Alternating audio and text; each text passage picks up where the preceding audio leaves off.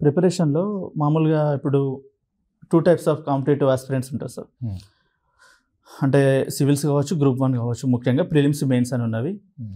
కొందరు ఎలా చదువుతారంటే first prelims వరకు నేను చదువుకుంటా బిట్ టు బిట్.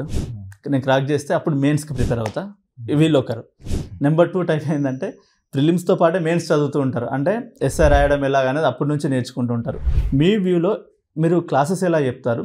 ఒకవేళ ఒక స్టూడెంట్ ఇదే ప్రశ్న గనుక మిమ్మల్ని అడిగితే మీరేం చెప్తారు సార్? అది యాక్చువల్‌గా ఈ ప్రశ్న చాలా మంది ఆస్పిరెంట్స్ అడిగారు. వాళ్ళ డౌట్ కూడా ఇది. సార్. ప్రిలిమ్స్ చదివిన తర్వాత మెయిన్స్ చదవడం అనేది ఉండదు. యూపీఎస్సీలో 2 స్ట్రీమ్స్ ప్రిలిమ్స్, మెయిన్స్. ఈ 2 streams they have to go hand in hand. Okay. యూపీఎస్సీలో ప్రిలిమ్స్‌కి సెపరేట్ హిస్టరీ, మెయిన్స్‌కి సెపరేట్ హిస్టరీ ఉండదు. సార్. ఒకటే సబ్జెక్ట్ చదువుతాం. ఆ సబ్జెక్ట్ అంతా చదివేటప్పుడే ఆ పర్టిక్యులర్ టాపిక్‌లో నుంచి ప్రీవియస్ ఇయర్ క్వశ్చన్స్ ఏమైనా ఉన్నాయా? ఓకేనా?